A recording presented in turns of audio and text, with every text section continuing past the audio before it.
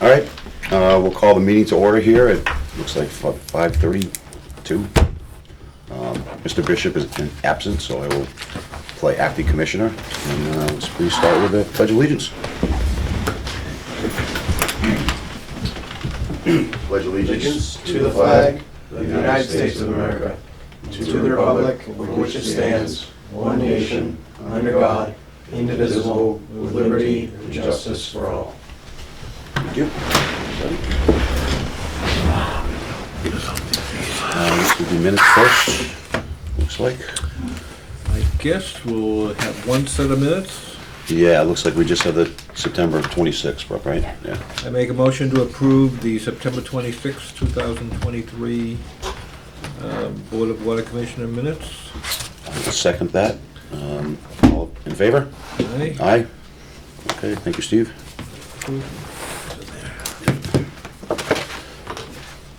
All right, I guess we will roll along to, in order here. Is that superintendent's updates, or is that something? It's kind of okay. new business, so SureCorp was gonna come before us Okay. tonight. They actually have the same meeting going on at planning. Oh, okay. So basically, this is just kind of a little bit of an informational session to see if the board would be willing to make some waivers to the requirements. So, the wonderful drawing that I did Oh, here this is up here. Okay. is something that I couldn't blow up the set of plans, so I've kind of thrown it up here with crayons and marker just to show you, give you a basic idea of what's going on. They're looking to build 4 or 5 duplexes down off of property they own that runs beside the railroad tracks.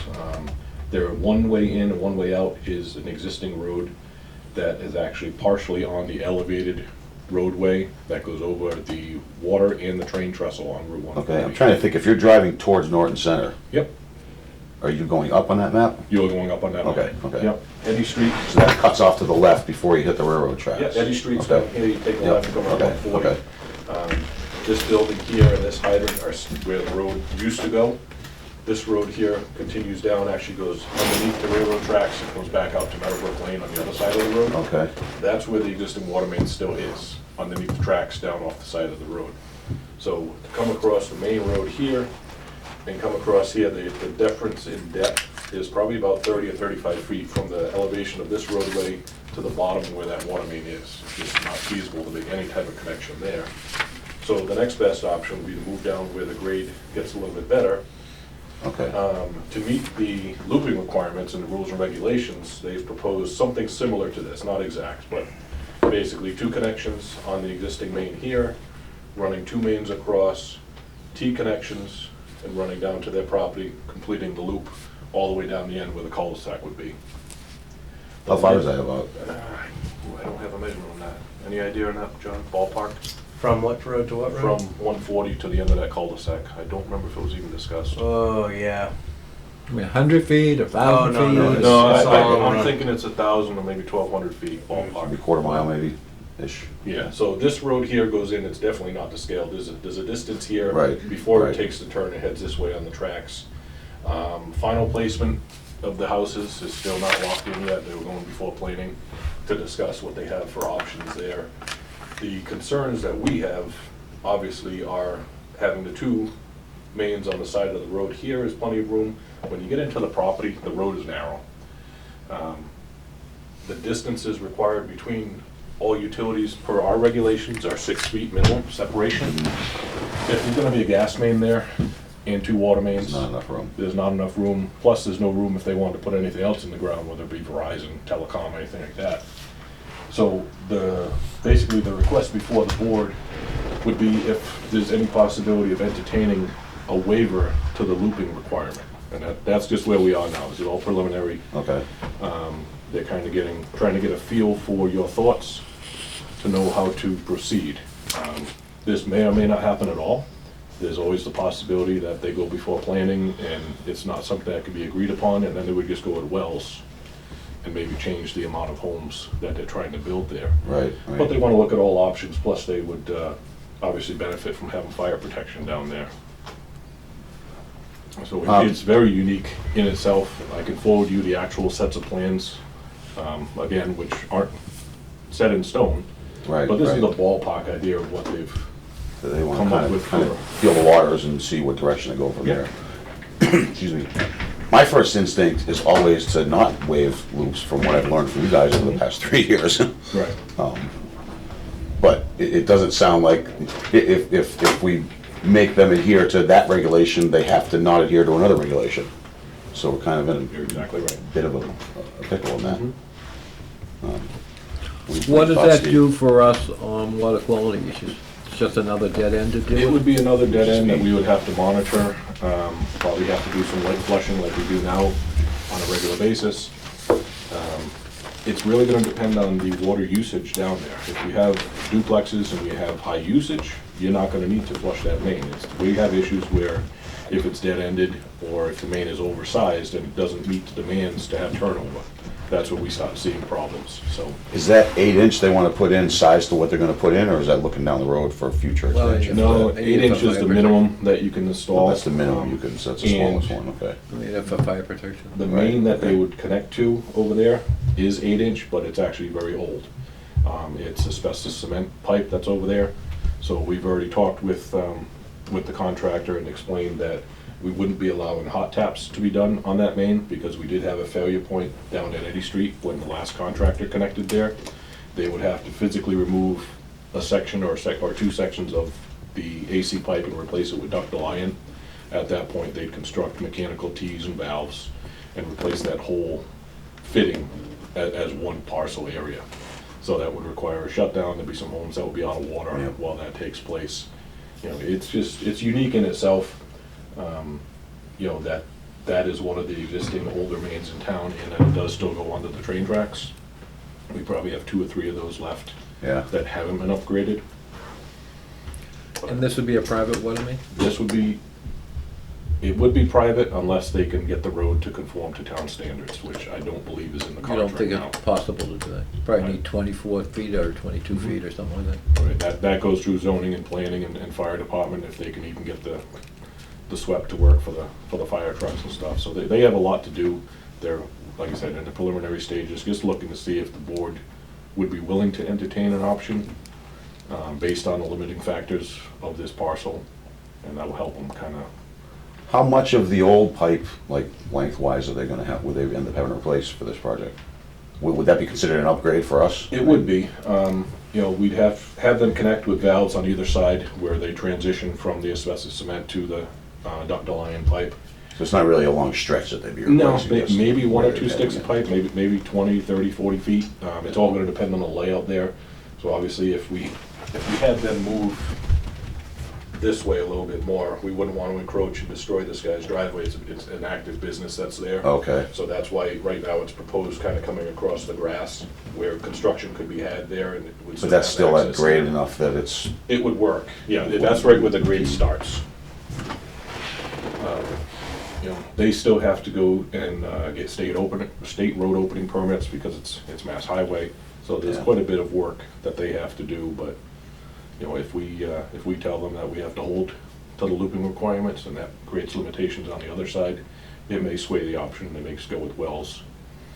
well, it sounds like if we say we're requiring a loop requirement, they would have to go with wells, because they wouldn't have the room on the road to, with the gas line. I think it would change the layout of what they have there. I'm not sure if gas would still be allowed or if it would have to stagger the utilities in trenches, which is always a possibility.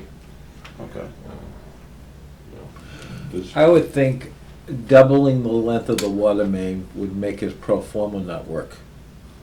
It would add to any water quality issues that could be created because you're not gonna see the flow that Right, you I would mean, like it's to just see there. too much pipe for the project. If you did run 2 of them next to each other, you mean, okay. Right. So Because they both just go in the same place, more or less, anyway. Right, and coming off the same feed.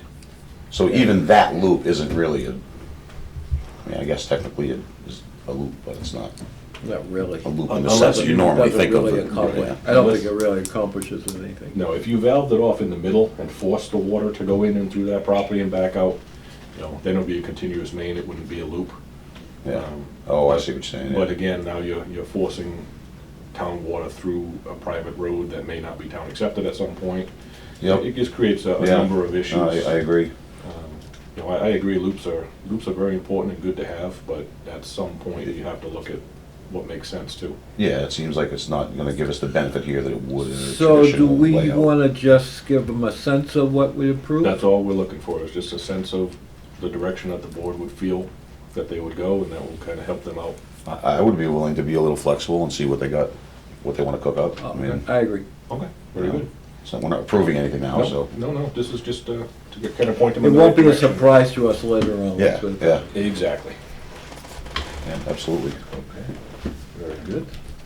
All right, and next we have a request from the Norton Historical Society.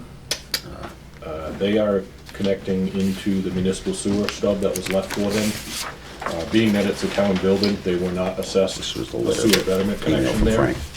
Frank. There is a letter. Yeah, we got it. Yep. So we have a request from Mr. Kimball to see if the board would be willing to waive the permitting fees that are associated with making the connections to sewer. So there's a document fee that we have here, and there's inspection fees related to us going out multiple times doing the inspection of the actual connection there. So it's a town building or it isn't? This is a town building. So didn't we pass a motion at town meeting that all town meetings? Oh, we didn't do that. I don't believe that was. Pass a motion at what? Wasn't there a motion? There was a motion about this at, last spring, I believe. Yeah, that all town meetings. That all town buildings Good. don't pay the tie-in fee. We did that. So they got comped the $16,000 for that, which is right. This is separate. Okay. This is not the betterment fee, the 16,000. This is when every customer comes in and they want to connect. Right. There's a permit fee, separate from this fee. And then any inspection fees at $50 an hour, is that a blanket thing going forward, any? For this project, for Yeah. this building here, to make the connection, you know, they're looking, I believe I think we had $550 and $100 for inspections, so I think. Yeah. $650. That's not really a lot of money as compared to the $16,000 that they've already been waived. That's not the 16,000 they weren't gonna get anyway. I understand that, I understand that. They weren't given $16,000, just they don't have to pay it. They wouldn't have had to pay it anyway. You can't assess a betterment to a To a town building. Like the middle school, I think. Okay. That would have been a connection fee because it wasn't a betterment process. So, if that article didn't pass a town meeting and they did have to be tie-in fees, this wouldn't be a betterment fee, but there would be a tie-in fee that they would have to pay. Not for this building. No, this building, the highway garage that the school department's utilizing, Okay. the old senior center, everything in that corridor there that was town-owned was not assessed the betterment like every other property along the way was by a private resident, because the town can't charge the town. So, Okay, I was just reading Yep. it, they were not required to pay because of because they're a town building. I thought it had something to do with that article that, Right. No, it's a from different. town meeting. It had nothing to do with that article, as for why they didn't have to pay. Okay. I guess where I was going with that is, so this $550 and the $50 per hour doesn't fall under the or related that we all remember from that town meeting? I don't believe it does. Okay. Yeah, I got the impression that the motion was that all fees were waived, period. Any fee, except for paying the water bill of the, Tie-in fees, right. not usage fees or anything going down. But anyways, to me, It's this is fine. $650. It's fine. I'll make a motion to waive the fees. Asking us to waive all the fees, like I said. I'll make a motion to waive the sewer permit fee of $550 and any inspection fees of $50 per hour for the Norton Historical Society building on 18 West Main Street. All right, I will second that motion. All in favor? Aye. Aye? Yeah, if you've never been to the building, have you ever been inside the building? Aye. Anybody? I have long ago. Yeah, I well, really recommend you go. It's very interesting to see what's in there. You should also go when you have nothing to do. Oh, hey, Tara. When there's around Yeah. in town. You sidled right on in here. Yeah, Usually well, open up- you Speaking know, of Seinfeld. I set the chair over there. Yeah, Booby yeah, trap. yeah. Yeah, she didn't exactly sneak. All right, moving on. The There were two bills that were being disputed by residents. I believe you guys have two copies in there. Yep, we've got the letters here. The one I haven't seen is the, Al, which one is it? Fuller Drive, that one there.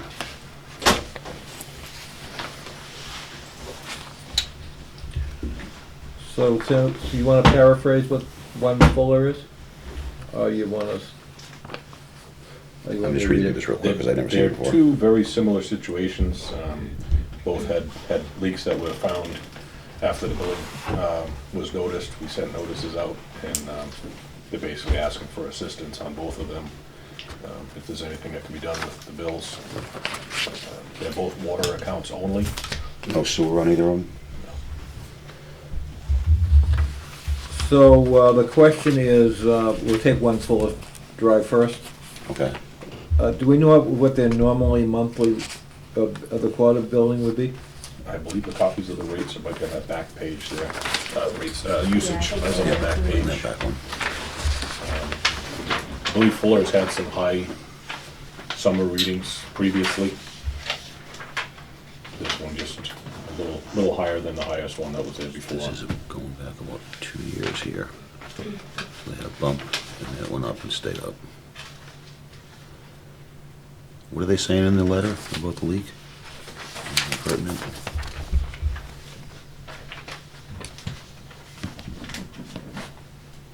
So it was a leak, they found it. So essentially, in the past, we haven't waived the water stuff, right? Correct. Yeah, no, we haven't. Okay, so I guess it will be, I make, It stings for both of them, but they both seem like, leaks that water went through the meter that we're gonna do the same thing we've always done. If they wanna have the meter challenged, the second, I know we're talking about Fuller Drive, but this one here seems more, like the language seems like they think there might be something wrong with the meter, so, maybe tell them they can have it so if we tested. take no action on this, do we have to do anything? No, we can let the resident know that the board chose to take no action, and we can offer them the same as we have in the past, that they can have the meter tested. Yeah. If it, We can offer it to both of them, yeah, but it's, yeah. there's, Which is I mean, the typical conversation that takes place when they do call. So do we need a motion for no action, or do you just have no action and you'll just take care of it in the office? we've done motions for no We've done actions motions. before. Okay, so I make a motion for one Fuller Drive for a water bill challenge that we take no action. I second that motion. All in favor? Aye. Aye. And I make a Well- motion for 27 Anton Drive for a disputed water bill that I recommend no action. I will second that motion. All in favor? Aye. I am an aye as well. All right, put that back in, thank you. How easy that was? That was very easy. All right, old business, Dan Campbell. Is that you? That's me. How you doing, Dan? Doing all right, how are you? Good, welcome. You can set up, if you got something to put on the easel, or if you want to, or If I can put it out in front of you, it might you could be do a that too, yeah, little easier. absolutely. Just roll it out here. Make it easy to see.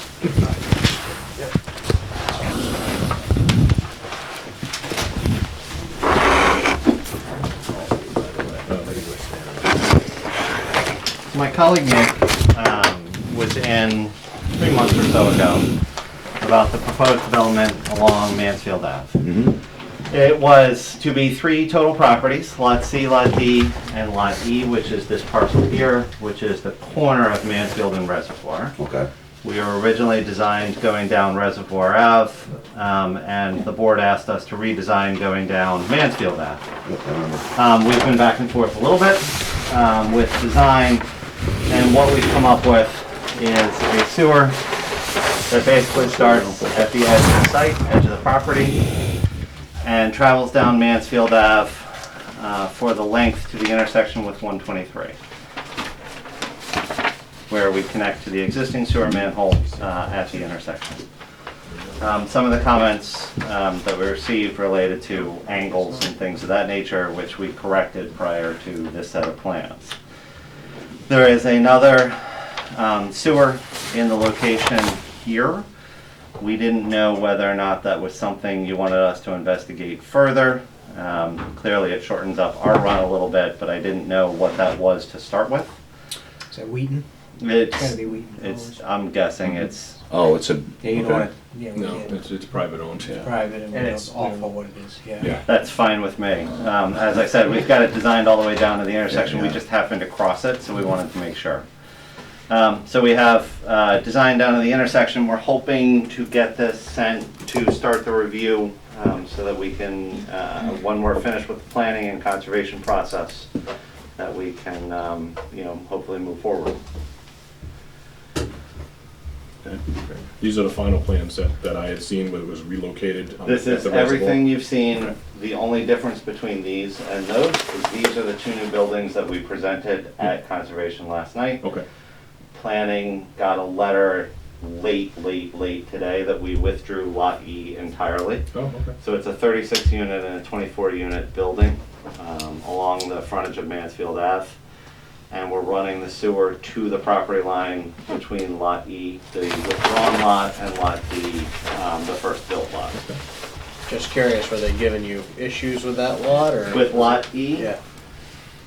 there is some consternation with a member or two of the board of planning and one or two of the neighbors that they really love the trees on the corner.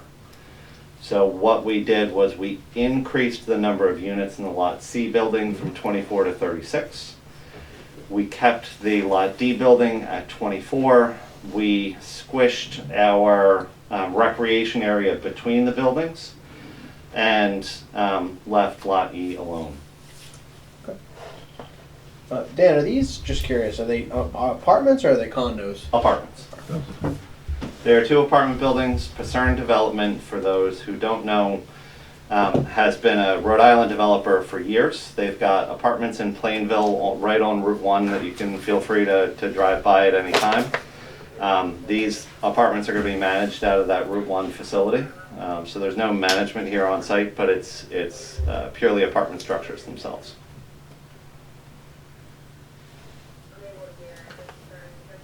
So, these are being submitted formally for review, For review, correct. and you've been through this. We've been on top of this as it's gone along, except for the building changes that happened last night, so that's pretty minor. And water's pretty straightforward? Yeah, the water feed to that will be pretty straightforward for each. And there's one water main? There's a water main in Mansfield. We're going to have one connection for each building, not one total. They are on different lots because of the way the planning regulations and zoning works. So all of our connections are separated into individual for each structure. Will they have fire protection in each? They will. Okay. Right now, all we know, because we haven't done flow tests, is that we will have water or domestic and fire service. So we have basically a placeholder at this point. Sure. That's fine. Just so you remember, the domestic and the fire have to be two separate feeds to Correct. each unit. Yep. But yeah, we can get the flow test set up, obviously when the weather gets better, and figure Yeah. out what you got down there, but you'll have more than enough. Yeah, it only shows one water main, that's why I was curious. We have water here and water over here.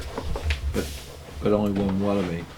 In Mansfield Existing Ave, main. existing. Are you showing? He's saying are you there's mean to one the in building, Mansfield Steve? Ave, but there's one going Yeah, out. so, to each yeah, there's building. gotta be a separate fire feed to each building and a separate domestic. Right Whether you now I'm break- just. But it's preliminary. yeah. Right now, it's just a placeholder for, it, we're showing that there's one for each building. We really wanted to get the sewer knocked down more than anything else. Okay. So that's that, and what's happening in the other building? On Lot E, nothing is happening. We Okay. withdrew Lot E in its entirety as of 4:45. Lottie, and Lottie was where? Lot E This was way. this parcel. That was So- in the corner where reservoir comes down. Yeah, so if you look at this one, it was this parcel. So we had another 24 unit building here. We reduced that to a few townhouses.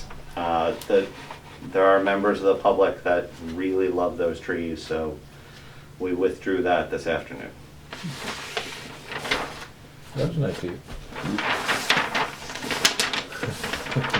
I can only do what my client asks I me, like I understand. said. So you got rid of the 24 unit and increased one to 36, so you lost Correct. 12. a dozen Yeah, total. correct.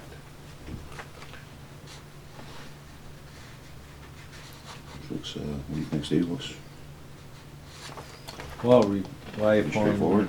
I have no issues with what was presented. Like I said, we've been working Okay. with them for a We're gonna while. get a new sewer line A and new sewer line would connect into 140. the existing, so I mean, the next typical step here would be go for peer review with Steve to get the final once-over on it. That's an agreement that's done between you two. Yep. And, so would we approve these plans now or after that? no, After. you recommended to go peer review. Okay. Take a vote on that. And I'm sure we'll be back and forth a couple Yep, of times between it being Mass Highway, your connection point. I'm guessing stubs, which we haven't talked about, for the one roadway that we pass, for instance. Uh-huh. Things of that nature are definitely gonna come up, but that's why we wanna get it in and start those conversations. All right. Yeah, let's move I'll forward. make a motion to approve these plans, which are called, what are they called? Concern multifamily. Concern We're not approving the multi-family. plans, You're not we're approving the plans. No, You're- sending it approve, to peer review. Push it to peer review. establish the plans to go to peer review. I will second that motion. All in favor? Aye. I am an aye as well. Is it Motion just passes. sewer, the peer review? Or- Well, yeah, we'll have you just review You the don't sewer to need- get I mean, that portion done, Yeah. and John and I will continue with the water until they make a final determination of where it's gonna lay. All right, so The- the contract that I do. We'll them just be will with be sewer, for yeah. It won't be both. Yeah, until a flow test can be done, it's gonna be hard to determine what actual size Okay. lateral they're gonna need for the fire So shouldn't the suppression. proposal be for both with the approval of not, just now for sewer? Or you don't think we need peer review for water? I'm not sure we're gonna need one on water Okay. on that. That's fine. You always do one after. Yeah, It's we easy. could. Yeah, Yeah. keep that separate. That's fine. So, and I know that Frank has all my info, but if you want to send me an email directly. Otherwise, I appreciate it. Thank you very much for your Thank time you. tonight. Okay, welcome, thank you. Thank And you you very much. have these, if I reach out to you, you can send a PDF. I will send you Okay. PDFs of both sites together and both sites separately, since, as I said, there's two separate applications, but it's got the sewer and both the same. And these plans are all, these copies are all the same then? They're all the same. Thank you. Yep, we just wanted to make sure you had 3 copies for internal, external, and if anybody else wanted to take a look. Awesome, appreciate it, thank you. Thank you. Thanks, Ken. Have a good evening, everybody. Thank you very much. Thanks, you as well. All right, then. On to superintendent updates. Alright, we've got a couple of few things here. Start off with an announcement. Just want to take a minute to say thank you to a good friend of mine, Howard Harrop. Howard retired last Thursday. Wow, after, finally. 23 years of service. Nice. He's gonna be missed. So, yeah, his attention to detail and determination to get things done the right way really changed Yeah. the way the sewer department was to where it is now. So we were also lucky enough to promote from within Rudo Giacalone, which I always abuse his name, so I know it's not that way. John can make fun of it. I'm usually making fun of him anyway, so I can never say it the right way. He was promoted to lead sewer tech. As the position was backfilled, we're gonna have a vacancy we'll be posting pretty soon. Bruno's only been with us for a short time, about 20, 21 months. During that time, he was able to work with Howard, learn our system, but he came to us with 5 years of industry experience. He come from another municipality where he focused his work on sewer and in construction, so, you know, perfect match, perfect position to move him up into. So, again, it was bittersweet to see Yeah. how it would go after 23 years. He's I been started- talking about retiring for how long? He had been talking for a while, Yeah. and so has another one of our senior techs, David. And we believe his last time with us will be sometime in January, so. Oh, okay. So, Well, changing good of for the them. guards with a few of the seniors here. I guess I shouldn't say seniors, 'cause Dad might frown upon that. You get the senior discount at Dunkies, I'm sure. Yes, he does. You can call it whatever you want. On to a slightly more serious topic. We had mentioned before, talking about PFAS. Yep. Thing that nobody ever wants to hear about. One of our wells had been hovering close to the 20 part per trillion MCL for PFAS 6. During quarter 3, which was July, August, and September, our average did exceed the MCL by 1 part per trillion. 21. It takes over 3 or 4 weeks before we get our sample results back, because we take the samples here, we bring them to our lab, they actually send them out to the sub-lab, so the turnaround time on them is probably the longest of any sample that we take. Biggest thing to know is it's not an emergency. Which well was that? That's well 3. Well That's 3. down off of Newland Street. So it's not an emergency, but unfortunately, we do still have to send out public notices. Yeah. Because it was an exceedance of the MCL, it's required by Mass DEP. John and I went back and forth with a template that was provided to us that we really weren't comfortable sending out. It took over a week of back and forth with DEP Lakeville and Boston before we got the final approval on what we could use as a template. It's not too often that they allow changes to a predetermined template to happen, but in this case, they had a little give and take with us. They required a few things to be in there, a few things were able to come out. So I think it doesn't dumb down the template, for lack of better words, but it just makes it a little bit more understanding, because before there was information in there that didn't pertain to what happens if the well was taken offline, which this well was. So we just felt there was a lot of unnecessary information in there based on our situation. We've talked a lot about that, how these Oh, yeah. notices are just. They are stuff difficult doesn't to need be swallow. Complicated stuff, Yeah. they just, Yeah, people not read it. you're exactly right. You get through the first or second paragraph, and you don't go all the way to Yeah. the end, and that's usually where the important stuff is,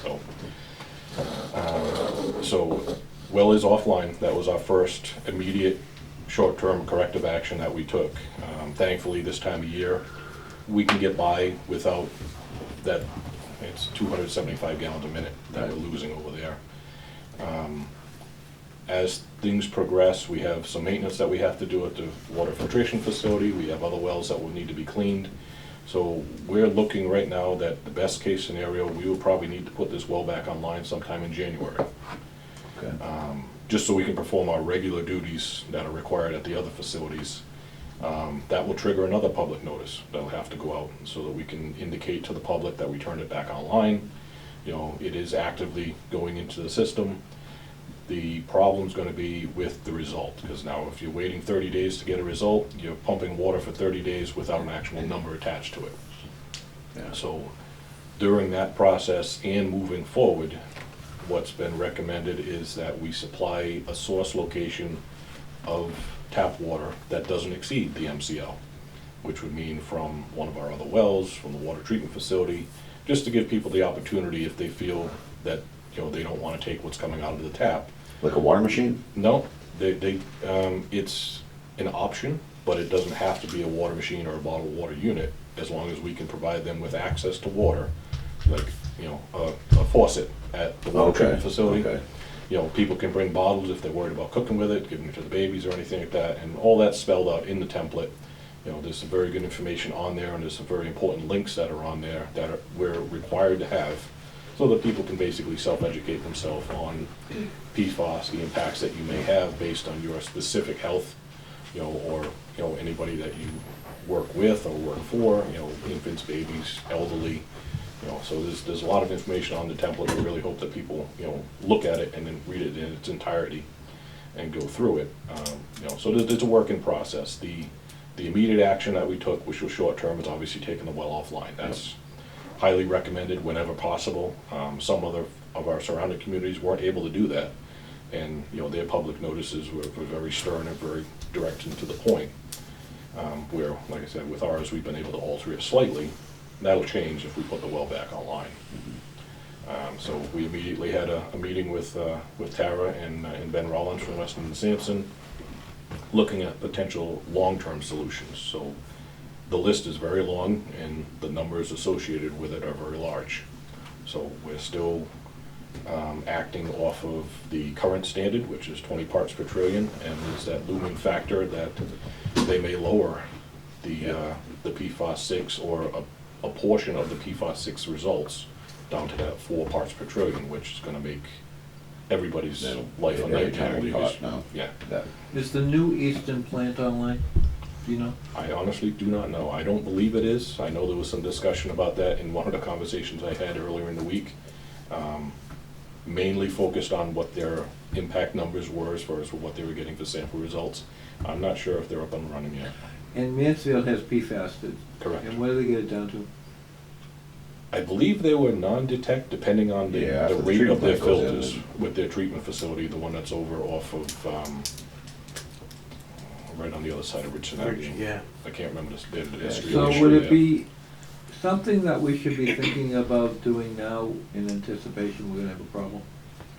Should It we is, quickly- but we don't wanna jump the gun. So the problem is, if the 20 parts per trillion number was gonna be that number, it would be very simple to build a treatment facility at well 3, because we are just at that number, and Right. easily get that number down below that. But with the unknown looming, and if they're gonna go anywhere near that 4 number, that's a whole different type of removal system, and So the treatment plant that we would put in the treat to be below 20 is not the same to get down to 4. I know, no, they're two different, completely different animals. What does 5 and 6 come in at? They range, so for the PFAS 6 number, we're at like a 4.5 and a 5.5 at those two locations. If they pick it apart, and I haven't really divulged too much into that, there's only certain contaminants they're gonna look for if they lower it down to the 4 parts per trillion. I believe 5 was going to exceed or be right there, and I think 6 might have been just slightly above. So it's gonna trigger 90% of our water capacity to have some type of modified filtration, either at the filtration plant that we have now, which would only be a temporary solution, and then you'd still need to find a location to build the final filtration plant. So you could modify 2 of the 6 filters that we have that are green sand right now, and probably get wells 4, 5, and 6 to come under that 4. Okay. But you're gonna be probably running 3 continuous shifts of operation because of the backwash times on the filters. Right. So it's gonna be more staffing, more overtime, and that's only the temporary solution. You know, the final solution would be to have that filter back, have all 6 green filters, and then have a separate location, either connected to or somewhere near it, Just for the PFAS. just for the Yeah. PFAS. Which that's what Mansfield, their plants do that, they're just PFAS plants, right? Yeah. But they have the area to build them. They built the Right. one over here in their parking lot because they have the footprint. Right. Where the water treatment facility was kind of wedged into an approved piece of land. We don't have really any room to build anything there without acquiring additional land. So, my thoughts earlier is, we have 2 choices. I guess we have 3. Do nothing, always an option, that's the engineer's world. Do nothing, probably pretty That's the first thing you popular. It's look an at, option. first thing you look at, yeah, That's no not bill. a popular option. Well, you'd be surprised how many times we do the do nothing option, by the way. We could Band-Aid ourselves and do something on well number 3 to be in compliance. We can start planning for the big project. I think we should figure out, and to me, planning it is not necessarily doing anything, but start figuring out a mechanism to go there. I mean, if we need to acquire land, then we should start now. I mean, I have no idea what that means, Yeah. but it's not easy to acquire land. We're gonna be there eventually. The fact that the EPA is even discussing this right now means it's gonna be I implemented. mean, what did other It's a people matter of doing? when. So You're right. It's gonna be sooner rather than everybody's later. assuming that Yeah. EPA's Yeah. guidelines are gonna come through soon. But besides that, what are people doing about planning for our, Some of them are in future. the first option, and do then some of nothing? them are, yeah, some of them are all the way to building a new full-scale plant. Because in anticipation of doing that? you're gonna continuously have to deal with all different water quality parameters for the next. Right in Right now, they perpetuity. focus on PFAS 6. We just did UCMR 5, which is the unregulated contaminants. We took 29 different chemical compounds plus lithium that we sampled for. this is how PFAS 6 started. It was from UCMR results that all different communities took. And they started to look, they put it in spreadsheets, and they figured out, you know, what everybody's trending, and then they set a limit to it. So it's only a matter of time before the 29, you know, contaminants become an MCL, and there's thousands of other contaminants that we sample for that don't have regulations attached to them. So I think I mentioned it before, and, you know, the primary operator, Derek, and myself had joked around many years ago that anytime we go to a meeting with the EPA or with DEP, they're basically beating around the bush, but saying that they want an RO plant at every drinking water source. And this is the slowest process to get there. They make you keep doing little baby steps to meet the MCL, where you could jump and bite the bullet, put in a plant that's gonna remove every single possible contaminant, you know, that's known at the time, and be ahead of the game, like Steve's mentioned. That's exactly what Because he's talking if we about, go yeah. there now, Because what's gonna happen too is 20, 30 years, or whatever it is, we get past PFAS, there's gonna be something else. Yep. And it's gonna be parts per quadrillion, or, who knows? That's You Do you know, want to per bring up Google, parts per what? transfer per Google, Per Google? yeah. capacity? yeah, Yeah. The new we term, can talk about that. just made it up. Like I said, Tara, John, myself, and Ben had a quick meeting about it. I'm sure there'll be many more in the future, and we're looking at different options. So, wells 5 and 6 were both developed. 5 came back and had an astronomical pumping rate. We don't run it nowhere near that high for 2 reasons. We don't want to beat up the well, and obviously we don't want to, break our permitted amount. You know, that's a major thing that's frowned upon. So there was a discussion to see if we could possibly transfer the permit withdrawal amount from well 3 to well 5 and 6. So it would give us the opportunity to pump more from well 5. We have extra capacity on that as compared to what we're taking It on would that be well, is that the transfer, it idea? wouldn't be extra. The wording is you gotta be very careful with the wording when you talk to the withdrawal people. It's the same aquifer. So Okay. basically, Okay, instead okay. of That's Just a a different taking location. it out of the Okay. same one hole, you Yeah, take there's a it different downstream. Right, Aquifer, right, it's a right, different right. basin, it would be very difficult to, Yes. So transfer that might be basically. a simple, short-term or intermediate fix to allow us to have water to meet demand, water that doesn't Right, exceed the right. 20 parts per trillion, but it's not the long-term fix.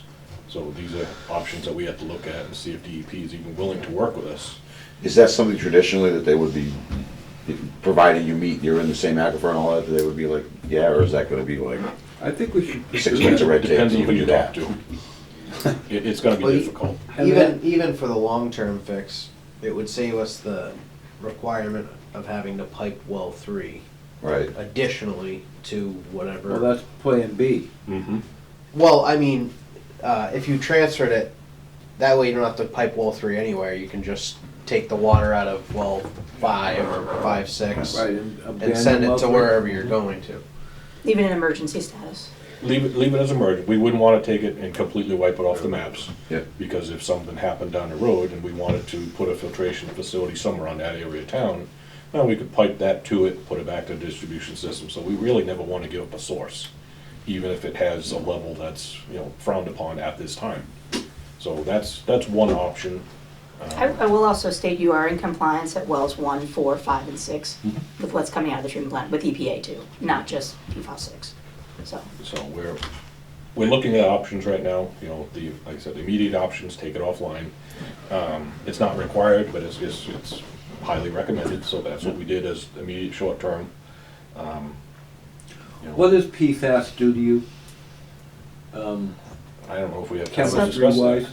long-term health impact, so. It's there's- it's over a lifetime of exposure, same thing as. And do the they other- really have that, well I mean, not well, drinking water well, I but know. is the documentation there to actually demonstrate that the PFAS is really bad for you? Yes. Is the data there? Mhm. Not necessarily from the drinking water alone, because everybody has it from multiple other sources. So it's in cooking ware, popcorn, microwave popcorn, mica. Well, that's the everything same we're thing as- using. The data is from laboratory mice or something Yeah, like but the that? same thing as nitrates. Nitrates. Mhm. Nitrates in drinking water and nitrates in your bacon. You have one piece of bacon, you have more nitrates than you will ever drink Mhm. from a water source. Yeah, Sounds this- like PFAS, there, PFAS, right? PFAS Yep. is Microwave identical. popcorn. You're gonna have No more longer eat microwave contact popcorn. with PFAS from something I not didn't know related this. to water Just ruined my than you night. do. You couldn't consume So, enough water Stovetop. at. okay, so I'll ask the question again, from a PFAS, from a water perspective, is the data to demonstrate that PFAS it affects your health from drinking water? Or is the Not a jury still out? toxicologist. The jury's still out on how much from drinking water long-term, but the levels of 20 versus the levels of 10,000 are two different stories. So people that are living near, closer to contaminated groundwater with much higher levels, there are studies that show that that's. So health people gonna impact. ask, if they read the notice, whether or not they're gonna ask me, is it safe to drink the drinking water? And the answer's gonna be, consult your doctor. Okay, We're never, not I never tell them to physicians, do we're- that, so they want me to tell them whether or not it's safe to drink. Well, right now, well three's off. It's off, yeah. All right, So- and then the other question is, and you may not know the answer, but you may, there are cartridge filters which address PFAS. Mhm. Are they effective? You need to make sure that they're effective for the levels that we're talking about. Okay. So some of them are manufactured for the 70 parts per trillion, which is what EPA was at previously. Mass went more stringent a couple years ago, and a lot of the filters do not reduce to that level. Does it come down to physical size or capacity, or is it a different agent that does That's it? a different depending on- filter. Depends on the It's a- type of filter, it's there's a couple different types yeah, you can There's a get. different filter for It's a the filter, lower there's units. a hundred chemistry different types changes. of filters you can buy. If you don't now. change it, it's the same thing as a water Yeah. filter in your, Yep. anything, any kind of filtration system, if you don't change There's it. a strict maintenance schedule that's required with that type of removal So the system. other question is, you say to consult your doctor. Mhm. I would consult my doctor, my doctor would probably say, you've not a clue. I mean, that's why I asked you about this, you know, I don't know if the data is there to. you I'd be know. surprised at this point because everybody's heard of PFAS, but, yeah. I don't know if everybody's heard of PFAS, I would say that is not true. Doctors probably, though. Maybe, Now, we've been told, you know, obviously not to basically give our opinions on it. We've been told, you know, not to give, you know, theories or what-ifs, basically to refer them to the website contacts that are on the template when it goes out. And there's actually a number there that's been provided to DEP that you could ask somebody with, obviously, a little bit more experience and background on it. But ultimately, they want, if you're concerned about your health, you should be having a conversation with your health provider. That's what we're told to say. Because you're not health professionals. Because we are not health And we- professionals, so, we are water is- technicians. so if you don't drink our water, well, the good news right now is our water is okay because all the other wells are fine. So essentially, we've corrected the problem and there's no issue with it. And even that 21 was at the well, right? That But is, that doesn't matter. well, that is a concern, because in Yeah. the template, one of the solutions is to blend your source. We blend all of our sources. Right. We know by well one, with the manganese samples that we have, that we still distribute notices for, it exceeds at the well, at the source. It doesn't exceed in the distribution system, and that was proven by samples that were taken all throughout town when Mass DEP was concerned with the complaints that they were getting from Norton. They had us take additional samples and show what we actually had in the distribution system, because we explained to them that we have a blended system with 5 gravel pack wells. Not one sample in the distribution system ever exceeded the MCL. for I would assume that same theory would apply to The assumption is 21. there, but I can't make that Not without doing the because testing, right? we don't sample in the distribution system. There is no provision to take that sample because it's not on the sampling plan, it doesn't have a sample ID. So we couldn't even take a sample and submit it because it doesn't have any connections to it, to the computer, to Mass DEP, to the EPA or anything like that, so. I read that today on I'm like, Frank? What does this say right here? So when's the notice going out?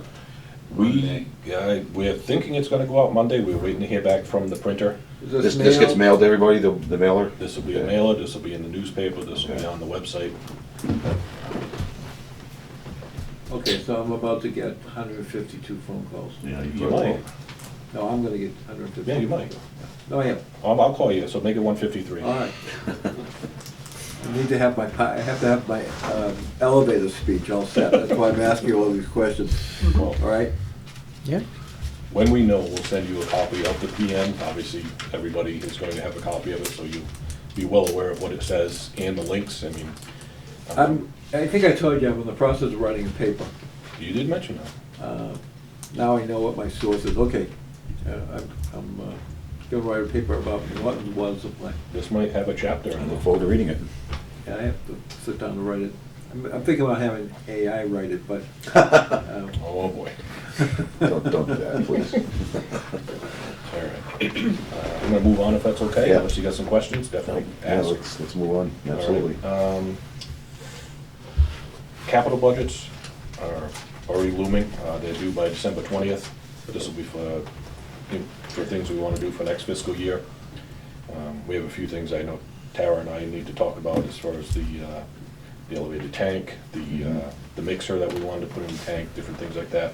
But this also is going to cover acquiring quotes for a vehicle replacement, one or two that we're looking at. We may actually look and see if we can get a quote to replace our large dump truck. So it doesn't have a ton of mileage on it. It's like an 05 or an 06 International. The problem is it was never spec'd correctly when it was bought originally, 3 superintendents ago. You know, it doesn't have low gears, so it's really not made for hauling heavy loads, which mud and muck and all the stuff that we deal with. It doesn't have a 2-speed rear end, and it's a standard transmission. So there's about 3 or 4 people here that can drive it. It's not even geared low enough to put a snowplow on, so it's got a ton of limitations. It's basically a highway It's right chassis. for driving down the highway. Yeah, I was gonna say. It's a highway chassis, that's all it was. They put a dump body on it. Yeah, Because okay. it was easy and cheap at the time. Yep. So, And available, probably. and it was sitting on a lot, you're exactly right. So we're gonna get a quote, see what they come back as. If the prices are still ridiculous, which we've heard otherwise, some of the larger trucks have come down to a reasonable amount, whatever Yeah. that actually is. But we're just gonna throw some numbers around and see if it makes sense to do anything with that. A couple of the other things, I think I'd forgotten to mention before, is that we need to replace the electronic road signs that we have. So we actually Yeah, you talked about that. yeah, we were at one of the trade shows, we run across a company that sells them, and they were a different model than we'd seen before, because we really weren't happy with the ones that we have. Ours have basically pixel plates, they're actually probably about the size of this paper, and if 1 or 2 pixels go out, it makes it near impossible to read. So the old ones used to have screw-in bulbs, they upgraded to LEDs, and when they went with this plate, it's 1 unit. So you have to replace the whole thing if you got 1 or 2 pixels out, there's no way to repair it.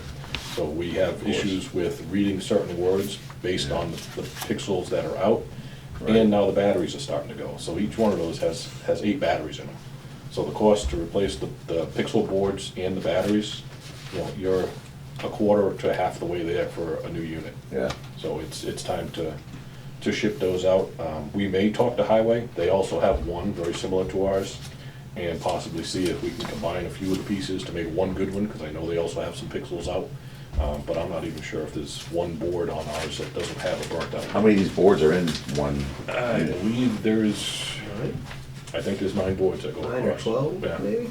So if you lose a couple pixels, you gotta replace a couple more, you still have the old unit, and you're gonna lose a couple more, and a couple more boards next year, and Right. you're just gonna keep doing How much it. is It's not worth. how much are these things worth? They're not cheap, are they? When we bought those, they were $24,000 Yeah. a piece.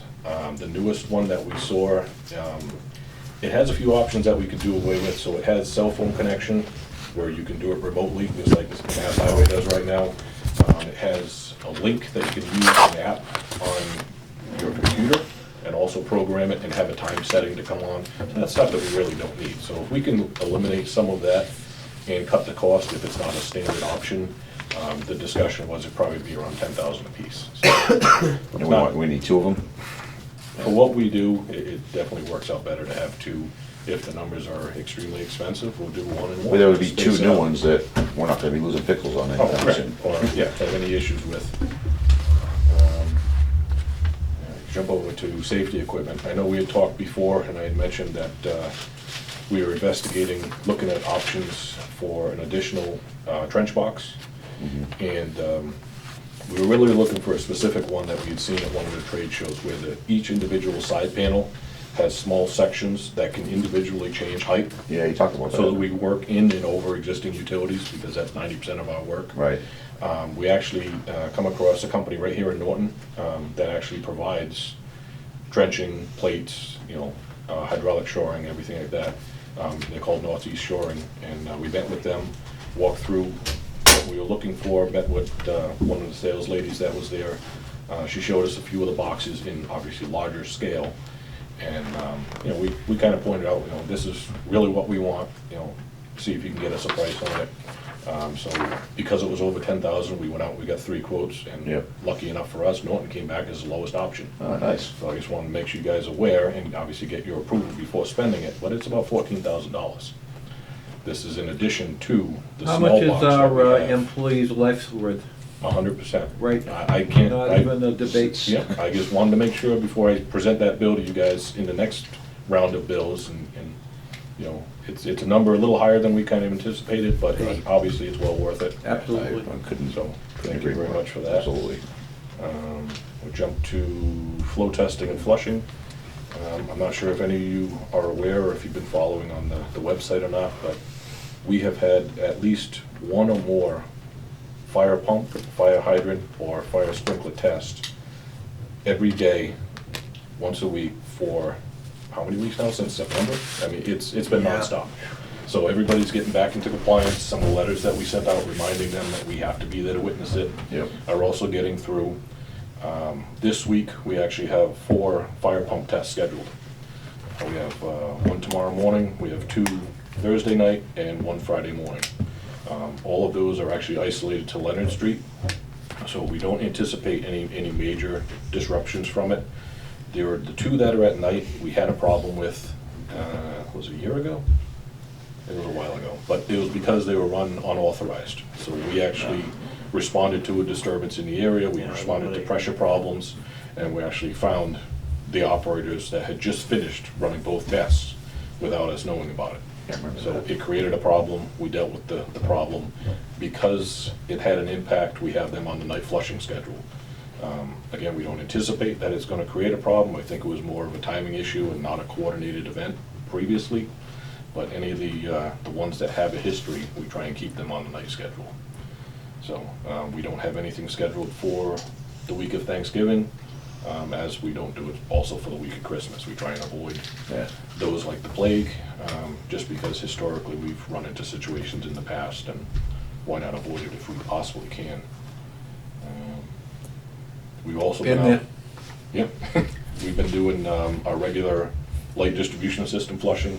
Notices have been posted about that, where we think it's gonna be impactful.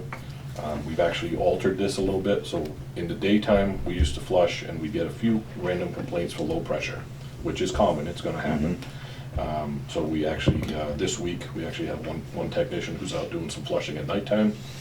Temperatures permitting, we're being very strategic about where we put the water, just so we don't have as many impacts with pressure as we saw before, and we can run at a slightly higher flow rate to get better turnover. So that's 2 parts. That's obviously to clear up the dead end locations with the high water age, and we're trying to monitor and make sure that we have the chlorine residual very similar throughout the distribution system. So that's an ongoing thing that we've been doing all summer long, and obviously as we get into the winter, we'll start to slowly, trend that off as the water temperature gets colder. I'll jump over real quick to unanticipated topics. We actually met with a gentleman who was providing us information. It's too bad Steve's not here. He's a meter supplier, and he also provides meter software. And this just happened to coincide with timing of a letter that we received that our current meter reading system, the support is actually going to expire June 2024. Oh, really? So the system will continue to work, but if it fails or has any type of It's not gonna errors have or support. anything, we have no more support. So this is something that was talked about a while back. It's kind of been put on the back burner because there's significant costs involved with upgrading what we have, along with changes that still haven't taken place with the town's computer system, which are being upgraded. So trying to eliminate them both being done at the same time has kind of now put us in a time crunch with this. So he had asked this meter technician if he'd be interested in coming in, giving us a presentation, but also if the board wanted to see the presentation. there's some, I mean, how I can even, there's some new technology that you can actually see your information on your phone. It'll show your flow rates from your meter based on an app that's on your phone. And our reading software could also be upgraded so that you could use the same information and eliminate drive-by systems and everything like that. So getting final readings could be done by a click of the button. Here in the office, you get, the whole month's worth Like you of wouldn't have sent readings. anybody around? Wow. So I'm sure that all comes at a cost. Yeah. Meters right now are very expensive. The newest meter and radio read unit, if I'm not mistaken, Brooke, is that around $350, right? I think so, I yeah. think we're right around High. $350 per meter and radio unit. So if this has advanced technology, obviously it could be much more than that. On top of that, we'd be buying the software, training the users and stuff. Is this- $850 for a residential meter? Mhm. And is this going out to every meter in town, replacing We every went meter into the that's wrong there? business. So the end unit software, Okay. Wow. so if you have a water meter in-house right now that has a 3-wire connection, what's called the end unit software, basically what we have as our radio read, could be wired and connect to that existing meter. And the meter wouldn't need to be changed if it's fully operational. If the meter is old, doesn't support the 3-wire setup, or if it's the newest style, where it has the built-in radio head on it, it doesn't support that technology change. So that's where you'd be looking at replacing a large portion of the meters to make it work with the new system. How many connections do we have, roughly? A lot. About 7,000. Yeah, we're up there. 7? Yeah, around 7,200. So there's some huge That's numbers. like $2 million. Yeah, some huge numbers to think about. Jeez. In the least, we're looking at doing a software upgrade with our existing drive-by system to bring it up to what's required for the current software. I don't even have a price on that, that's how. But those upgrades would go away next June, basically. So we get one final upgrade in June or whatever. Okay. It's gonna be as good as that software is good for. Yeah.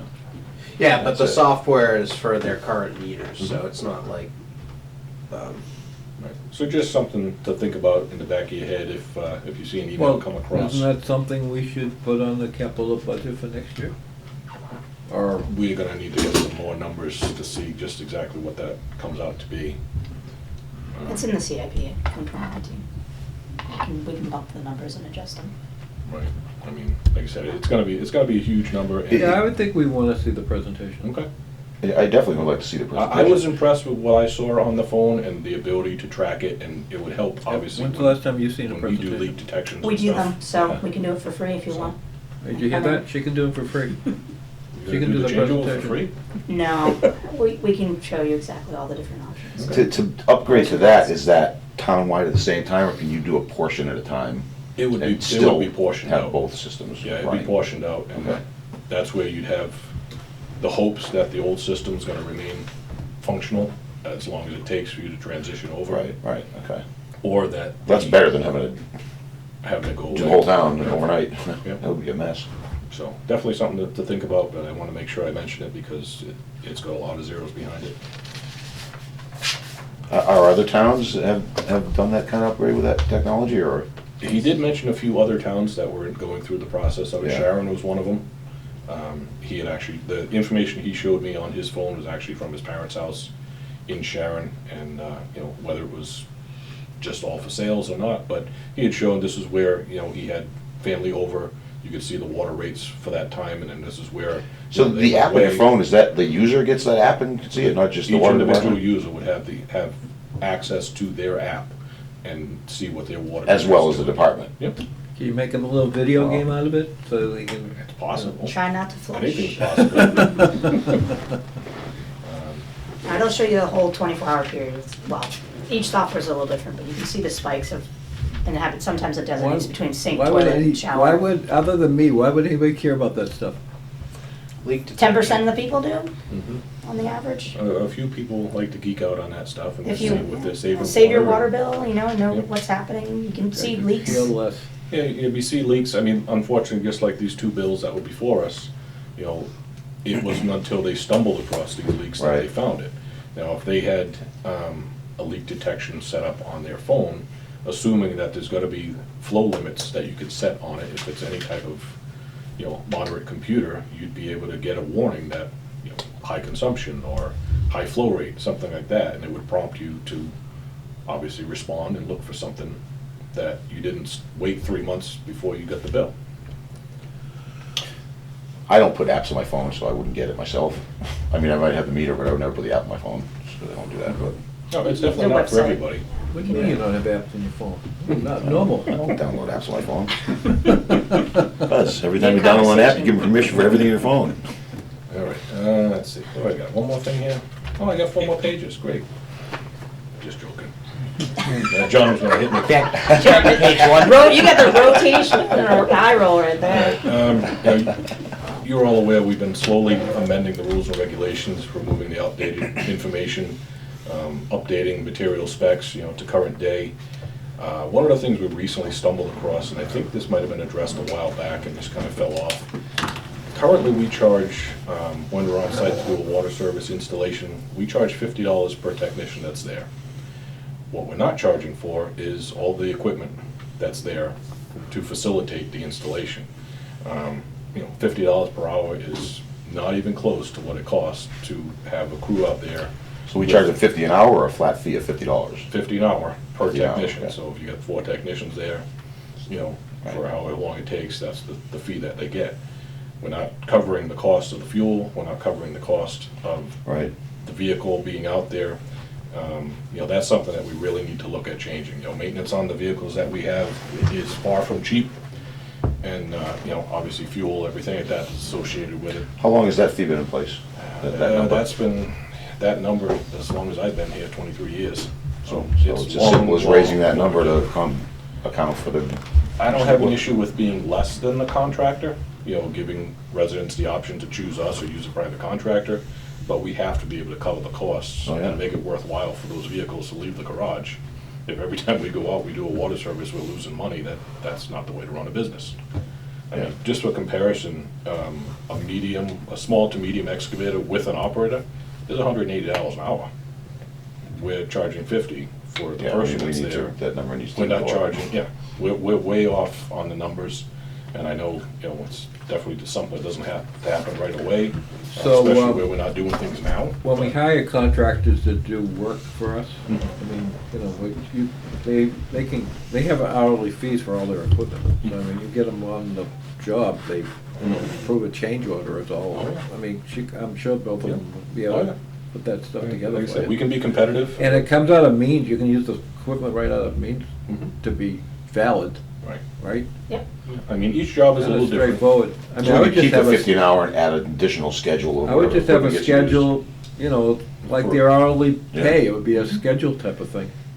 Seems to be pretty It's something simple. that just needs to be addressed, however we go about it, whatever it comes up for final determination, it just doesn't make You look in sense. the back When it of comes the- down to it, is it just a simple vote of the board to raise that, or is that something You that's look in a the town back, meeting or if you look in the something? back of means catalog, you can see that they have categories all established for small construction. Okay. Really simple, Yep. right? Yeah, not something I'm familiar with, and I'll No, learn it's as I go. really, I mean, you know. it's very straightforward. I mean, you can probably pick one of these, Right. it's like And you B1, give us the list of A1. your equipment, we're putting it together for the EPA grant.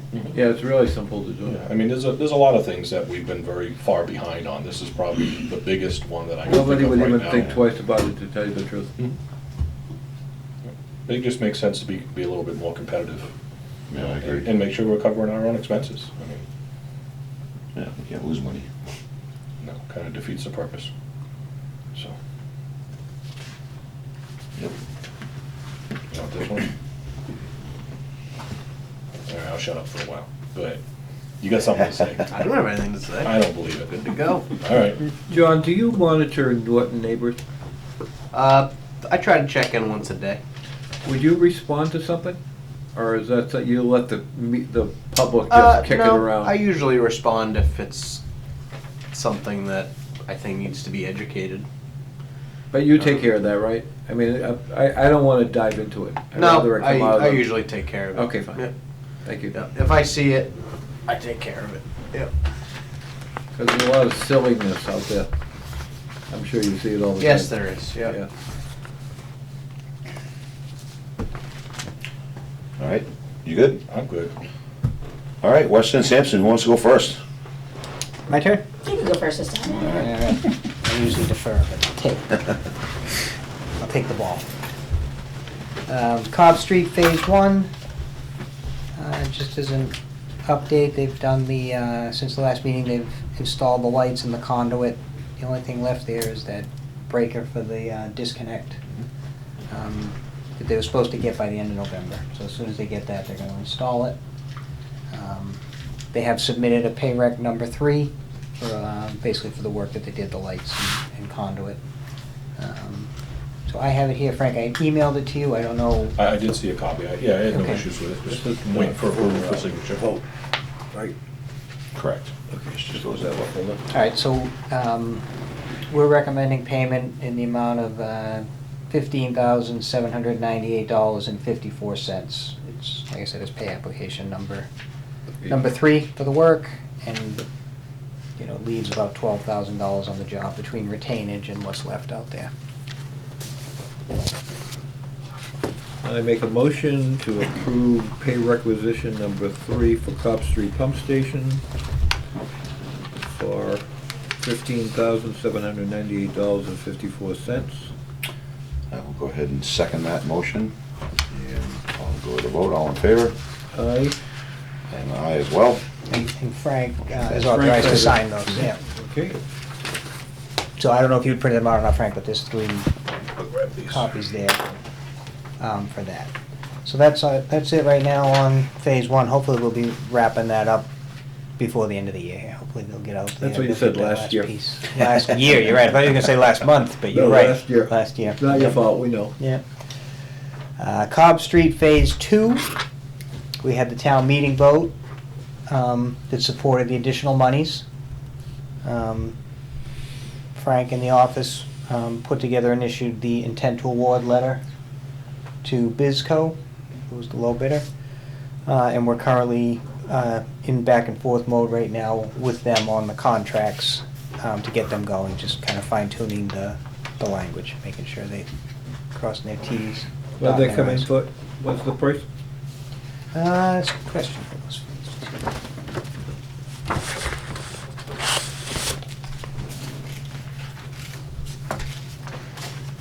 How many bidders you have? We had 3 bidders, and they were $286,625.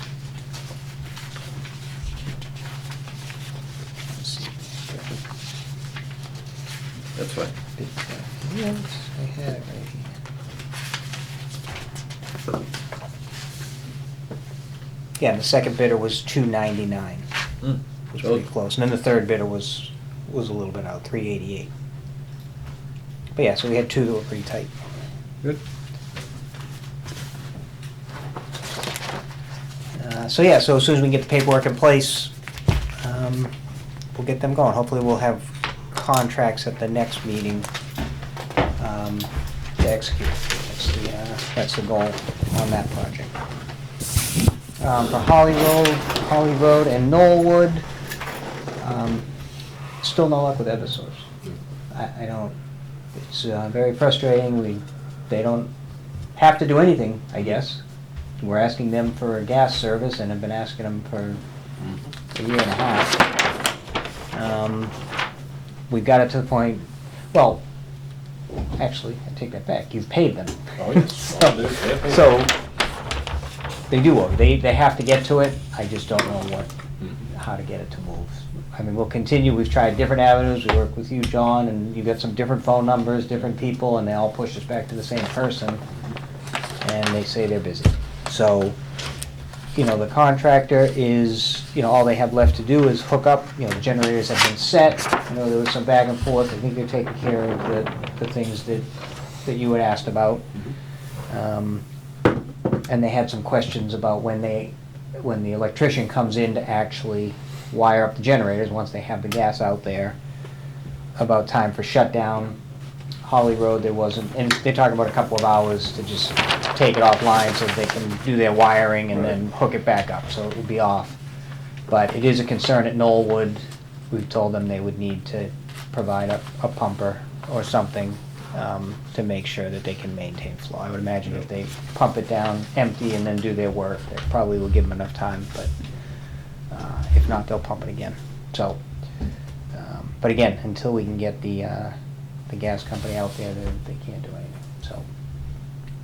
And that's the only thing left to finish. And they did also submitted a pay rec for the most recent work that they did in the amount of $28,500.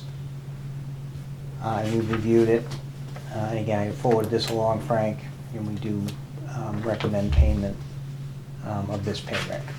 And that brings them,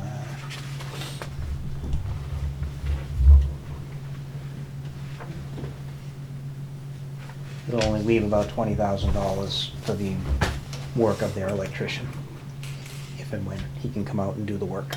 But, so they're basically done, but, so this is another one that we would look for authorization. If they are held up by not having gas services in, by the term of the contract, what type of penalties could we expect to see? I don't, yeah, I mean, you mean, do they have a leg to stand on to come in and say, well, this is gonna cost more now? Right. It's always a possibility. They've been very good to work with. They have been. They're not squawking at all about anything. They're as anxious as anyone to get it done. But I would But say it's that not there really is, costing them anything, is it? no, unless the rates of the electrician have gone up or whatever. You know. So, I mean, it is what it is. Yeah, exactly. It's a valid question Just at this wondering. point. Time is money, that's what they mean by that. Yeah. It's Eversource crews all over town putting in gas services. wrong. I don't know what the issue is. Every day I'm driving by. So we have no, the town administrator can't make a phone call or something? We've or made the multiple DPW? calls. Sounds like all the calls have been made. We've made multiple calls, town Got manager the reached out to a selectmen few like people. threaten them with something if they don't address this? We can ask, I don't know, And dig every dig safe. I don't know what type That's what you of Yeah. response we would expect from them, it's not, it I doesn't mean, appear. I always thought municipalities had the priority, but obviously not. I thought it was private guys who get screwed on the, It's All not right. anything, they've been paid. I make a motion to approve, pay requisition number 4 for Knollwood and Holy Road Pump Station improvements for $28,500. I second that motion. All in favor? Aye. These are Aye. Frank also? Yep. Yes, please, Brian and I as well. Right. thank you. So on peer reviews, so for Balfour Estates, they're obviously moving forward with construction. Provided them with the sewer peer review. You guys still, so Tara, you have provided the water review. Yeah, so Frank Frankie. and John have that. We need to get that to Balfour, I guess. So basically, we're billing them 100% for our peer review services because we're there. And we've done what we said we would do. So I just want to make sure that they have both of the memos. And I know there's the ongoing question about those air release valves. Let me know if Bruno comes up with anything. I think so the spec that we have for, you had asked about Elm Street for the town center project. Pine Street. Pine Street. No, Elm Street's a whole different You get project. that. Nearby, but different project. It's same type of valve, but it's a different animal just because they're bigger on the bigger pipe. These, the type of valves on the low pressure sewers are smaller and they have to be lighter in order to be able to be supported. I would be curious to see what you guys have out in the existing Phillips or system, the something, King right, Philip okay. area. But that's it. Other than that, I think, questions seem to keep coming up. I want to just close the loop on that one. At least, our contract with the developers Sure. is done. And it went kind of fast. Some of them Some of them go better than others, but there's a lot with all the back and forth and everything, so. And then now we have the 0 Mansfield Ave. I have not so you guys had approved us to review the 0 Reservoir. Have you had has anybody called you, looked for anything anytime recently? So we still have that set of plans from a while ago. I'll reach out to them and make sure that's what we're supposed to review and that they're still Yeah. gainfully moving forward. Which is the one they're building in the subdivision? That's Zero That's, yeah, Mansfield. that's Zero Mansfield. The one And you haven't heard anything? No, so 0 Reservoir is on the other side. They want to flow the sewer back past Elm Street and out towards the Cobb Street station, actually to the Rumford Road station. So you guys authorized us to do the peer review. I haven't entered into contract with them. So you authorized both Balfour and 0 Reservoir. We moved right away because Balfour was putting shovel in the ground. Yeah. I've been delinquent in actually reaching out to 0 Reservoir with a contract. So I'll get them one, and I'll just reach out first and make sure that the plans that we have, that they haven't done anything else, that's still the plans that they want reviewed, and that, it's not a waste of anybody's time to do the review. The fact that they're not itching for it. Moratorium-wise, we're approaching November 15th, or actually, is that This is on Reservoir? on anything? We You're have talking nothing. just Just shut down. winter shutdown. Winter Okay. shutdown. Oh, Okay, yeah, okay. Roads will probably be shut down by the end of the week. Okay. And In that's why order you to went- do any work, you just do it on an emergency It's, basis? yeah, or to an just- emergency basis. I mean, last winter you could have dug all winter. Oh, yeah. Yeah. Yeah, I mean, things could change. We could have a mild winter, but time will tell. It's gonna be nice on Friday, Nobody digs on Friday.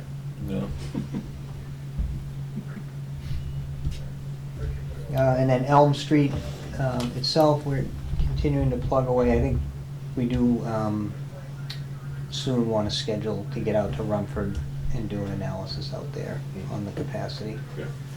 Reach out to Bruno about that and get that scheduled, as well as a couple of other things. I think that's it on the sewer. All right. Thank you, Steve. Tara, you got the conch. All right, here we go.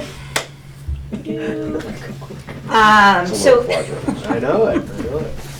yeah, let's hope it doesn't get into that later on. So the PFAS update, obviously, Frank gave you that update. We'll help assist with the response to DEP's, the exceedance, and then next steps would be, working on an evaluation for the next future interim and permanent solutions for PFAS.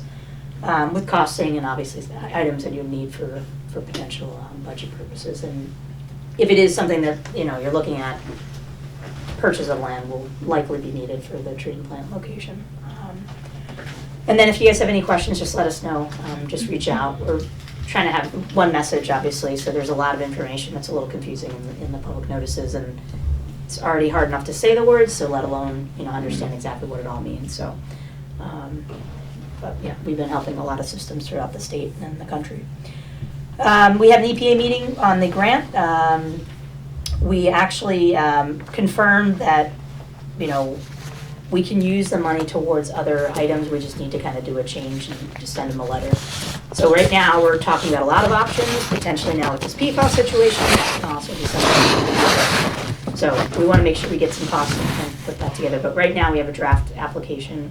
And then, I think at this point, if there is some PFAS and, or other things that you want to spend your money on, initially we're thinking maybe to go towards, aeration, or whatever, but, it's based on priority at this point. So, but it does seem that the funding is pretty flexible, not like some other funding that you can get, at least on what you can use it for your own water system. As long as it's water system related, it should be pretty relatively basic to move forward with using that funding. So we are going to move forward with trying to go for the full amount at this point.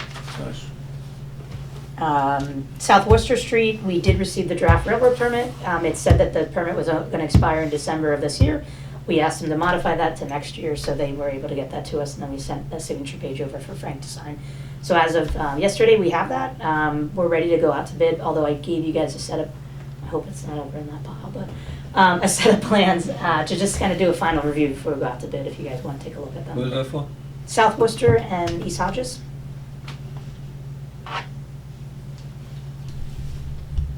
So that was, we were basically waiting for the railroad permit. That's the last piece of the pie. And you got that? We just got it finalized, yeah. Nice.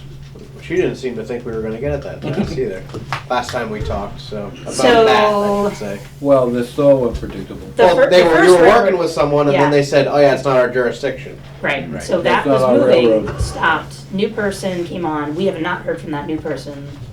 It's some new person, but hey, doesn't matter, we got it. So we have a Sign signature, them, we sent that to them, we do right. need them to final sign. We all have stories about the railroad. I still have an open permit from 7 years ago, so, I don't know.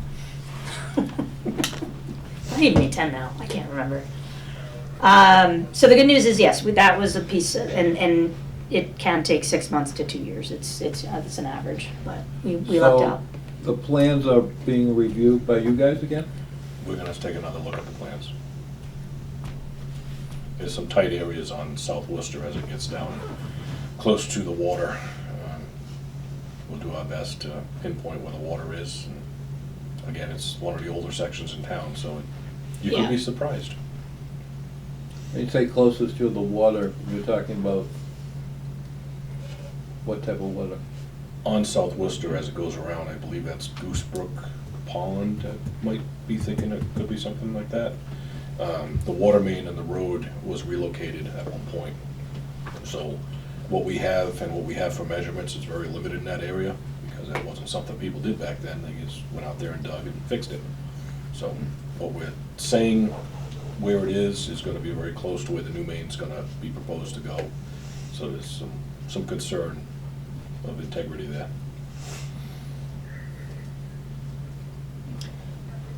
South Worcester, I think we decided to do all bypass, but I could be wrong. Yeah, I think that was the safest option that we We came up with. changed it a few times, I Just think that's what we because- did, but yeah. I think because of the amount of times that area's been dug, I really think you're gonna have some trench failures there, and I think it's just gonna wipe out the pipe, so. Yeah. Temporary bypass might be an option there, the best option anyway. Have we done that before? We have not done that here in Norton before. At Western Hampton? No, we did on did Reservoir we did on Street. Reservoir Street. Okay, we did do it in Reservoir Street. Yeah, recently. See what happens. Right. I'm new, leave me alone. As long as we're not doing it So, in November. we're is good. that a long, you do that the whole way, or you do it in pieces? So for that job, we can activate in different sections. It's a long enough stretch that we've got a couple of different valves, but we usually, we kind of tend to leave it up to the contractor on what they want to do on, and staging and, Mobile ones? yeah, so, but it's a long enough job that, yeah. Do you envision ledge in that road? Or are we gonna put the pipe in the same trench, or is that? not So we're in the envisioned? same trench more or less with the, with South, well, actually both of them are pretty close, I think, but, East Hodges, we didn't really see anything, and then I think for South Worcester, yeah, we're just doing remove and replace more or less. Yeah, there's a couple outcroppings on South Worcester that are visible, Yeah, you get, yeah. so there will be. So what type of rock is it? Oh, we don't know. Gray. Gray, okay, never mind. Never mind, sorry. Remember, you There's have good rock 5 and engineering there's, degrees. there's good rock and then there's pudding stone. The heart, something hurts when you get you. The So best- that's, The best is shale, by the way. Okay. so we got some structural liner, we've got some bypass, and then on East Hodges, it's pretty much a straight way, and I think the only thing I'm not sure if we modified, we think that we don't have to go the whole way, right, on East Hodges. Right. So I think, but we permitted as if we did have to go because we would be closer to wetlands at the end of that, so that's the only thing I think, it's been about 6 months since I looked at Oh, these, it's been a while, yeah. Yeah, so I think we just wanted to make it fresh in your minds and, before we go out to bid, make sure everybody takes a look. But that's the only thing that I can think of that we need to just confirm, to shorten it up like 600 or 800 feet or something like that, so. And what's the atmosphere right now out there for bidding for these jobs? Is it, people are hungry or not hungry? Most contractors are pretty busy, but, our hope is that we go out to bid this winter and then have, fresh on the street for April construction. That's not a small job either. It's a pretty good size, so I think you're gonna get some good competitive, I Yeah. mean, we've seen, from larger projects, you're not seeing 1 or 2 bidders, that's for sure, but at smaller projects, we're seeing, 3-4 bidders, and, 1,000, 2,000 feet or something, but this is, what, 7,000 or so? And are we specing ductile iron with the option of plastic? No plastic. No plastic, okay. Is ductile iron available now? Yep. I mean, there's still lead times, but there's lead times on plastic right now too, and. on Lead iron. times and everything. Yep. Okay. So that was South Worcester. So when you guys are ready, we'll take a look at the final draft, make sure everything's in there, but do our review. But we need to just, make sure we advertise and get that out there in the next couple months. And then as far as, so Steve updated you on Balfour. I think we're all set with that. You guys, we talked briefly about it last week when we were talking about PFAS, but so we sent our recommendations in a week or two ago to these guys, and I think it's pretty clear. I mean, they didn't have any water details, so it's pretty much whatever you guys want them to do at this point. But I think you've got an inspector out there that's pretty much dictating, keeping an eye on them on exactly what they're doing, so. So we use Megalug?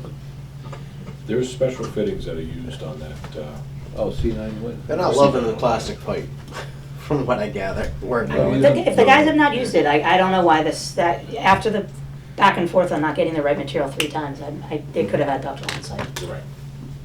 So is the thrust blocks not are they poured in place concrete, or do they do They're something else? Precast Precast. blocks. That way Okay. they have the lifting points on them. Uh-huh. That's something that we typically ask for, and most contractors love that idea. You know, they can get them pretty cheap from Burrow with the leftover concrete, and it just makes their installation go a lot smoother. We've just run into too many problems before with the poured thrust, where it starts getting around the valve or around the hydrant. Sure. When you have to do something with it later on, it's a nightmare. But they should be using MJ fittings though for. Yep, they're Okay. using MJs. They had special gripper rings specifically designed for the C909. Yep. There were what looked like friction clamps. I forgot the exact term that was used as a transition and stuff. So it appears everything was installed per spec. First couple sticks, though, I think was Yeah, it was a challenge. Struggle. Something that they weren't used to doing. So, looks like it went together pretty quick, I mean, for everything that they had down there, so. Yeah, I mean, it's lighter, it's easier to manipulate, but it's. Okay, well, that's good. Good to hear all this. Time will tell, the pressure test should be coming up at some point. Yes. That's the way to find out. That's the only way. And then the other thing, so we were talking about some capital improvement projects. So I do have the contracts that I talked about last month, and I just realized I didn't press send this morning, but I have them. And for Steve, if he wants to look at them. So Cottage Street, we have there's 2 projects at Cottage Street. One cottage, first project is Cottage Street elevated tank. We're going to be looking at replacing that tank, but also options if we want to repaint it, some of the options. But then also during that study, we're going to be taking a look at your entire storage evaluation for your entire system. There's a lot of water storage, and we want to take a look because of the THM issues and other things. So that's one design with an evaluation, kind of just taking a wholehearted look at everything in your system as far as storage goes, then making recommendations for future improvements for other things. But we know the Cottage Street needs to be handled one way or another, whether it be replaced or repainted, and the goal there is also to size it properly if we do replace it. So that's one of the contracts I have here. I know Steve's not here, so I'm fine if this waits, and we can just take a look at everything afterwards. So this is engineering design for $185,000 with the evaluation included in that. This is the vote, or we just have to sign this? You can vote on it, you can sign it, you can wait to look at it. I'm not in a rush, a couple weeks from now, we can get a copy of it too. It's Have you not- seen it? I haven't seen that yet, no. So why don't we review Yeah. it, and then we'll go from there. And then Did this, you, Did you send this to us? I can, sure. You send it? I'll just press send on my email. Okay, that's fine. Do that. And then Cottage Street, the ground storage tank, we talked about putting an aerator into that tank to help with the THMs immediately. We're going to take an evaluation of the different types of aeration methods as well as mixing types, and just provide you with a little bit more of an insight with a technical memo on options for you, THM reduction potential, and then go forward with the actual design with the selected method. So that's the second contract here that I have. And I'll email those both over to you guys. Pretty heavy. That one didn't print double-sided. Okay. It's Yeah, definitely, quick it's definitely a lot less scope. Is the Cottage Street elevated tank, is that the bigger or the smaller of the two that we have, the elevated tanks? One's 500 and one's 300, right? Yes. Thousand. Cottage is half? That's 500. Cottage is the bigger of the It two. is the bigger of the two. The other one is 367. But we would probably replace that with a smaller one, right? We talked about it. Or- That's what we had talked about, to try and improve the turnover If we rate can that we replace have it. there. Yeah. You know, I think we have more than enough as far as storage goes, if you include the 3 million gallon tank, which is a whole nother animal in itself. It's in the wrong spot. and Couldn't be in a worse location, honestly. Yeah, you get 3 and 2, 3 million and 2 million. Yeah. And the 2 that's right at Cottage can pump to the system / the Cottage Street tank. Right. So you kind of need to look at those all at once to kind of really figure out what size you want. You know, so- And long-term, like we talked about, Yeah, cutting the 3 million in half and, Yeah. yeah, baffling it off, or something, so we can control the water age in that tank. Yep. It's great to have it for storage, but, you know, it doesn't take very long for it to stratify, and then you're Right. doing what we call the swirl. We actually run a pump inside the station with the backfill valve open, and it actually comes in through the building, rat races, and goes back around, just to get the tank to Just turn. circulates. Yeah. So an aerator or a mixer system there would eliminate having to do that. You know, we've just found an alternative way to do that. Right. So there's definitely some upgrades to the system that need to be done. The biggest one, I think, is that elevated tank. You know, just the age of it alone, it's 1957. Yeah, that's an old You know, one. obviously In it's, Randolph, we had a tank that was, 2 tanks, one in Holbrook and one in Randolph, that was 1890s. Wow. Riveted bolted steel. that's what the old center tank was, And- 1911. Did they I leak? tried, no, we had them, No? well, I mean, I don't think they leaked, but they were, I wanted to replace them, with the Water Commission 83, 85, and I couldn't convince anybody to do it. Hmm. 1897. it's not leaking. They were totally undersized, Yeah, no, it's tough. riveted, they were, the rivets would pop. That was the Wow. problem. Yeah, a couple Wow. Yeah, of those do examples. not get repainted. No. But they're And usually, they're still in, they're usually still pretty in thick. existence. Yeah. Oh, those Nice are- thick steel back Some then. good steel in them, yeah. Yeah. Oh, yeah. So I think on my list, that's pretty much, yeah. All right, thank you, Dara. No problem. Anybody got any unanticipated I usually have a shopping list. stuff? You usually do. Anything tonight? I don't. No? Frank, on I the have 12/20 nothing date for the budget, does the Elm Street construction, is that part of that? That's gonna be its own article. It's gonna be its own, That's not in your article, budget, that's a entity. standalone article. yeah, Okay. Yeah, And those are due in January probably? I would assume it's Okay. coming right behind. But not this, Right. okay. I just wanted Yeah, to. this actually seems a little early for capital as well, but Yeah. it's all right. That's usually February, isn't it? We have a process of meetings that we have to go through, and people we have to explain things to, so I'd have to go back and look at the calendar last year to see, but it might have been right around the holidays. Could just be we've been super busy, and it seems like it's here before we know it. When is our next water meeting? I was just thinking that. I think it would be the 12th. I don't have the calendar in front of me. No, it wouldn't be the 12th. Second It would Tuesday. be the 12th, yeah. 12th, December So not 12th. the 12th. Not the 12th. That's Hanukkah, but that's okay. We need to move it or no? No. No, you can bring my Hanukkah present. There you go. All right. Maybe we'll have a Hanukkah bush. 12th. 12th. That's the joke of what? Next meeting, December 12th. I have nothing else. So, Steve, if you want to do the honors. I make a motion to adjourn the meeting. I second that motion. All in favor? Aye. Aye. All right.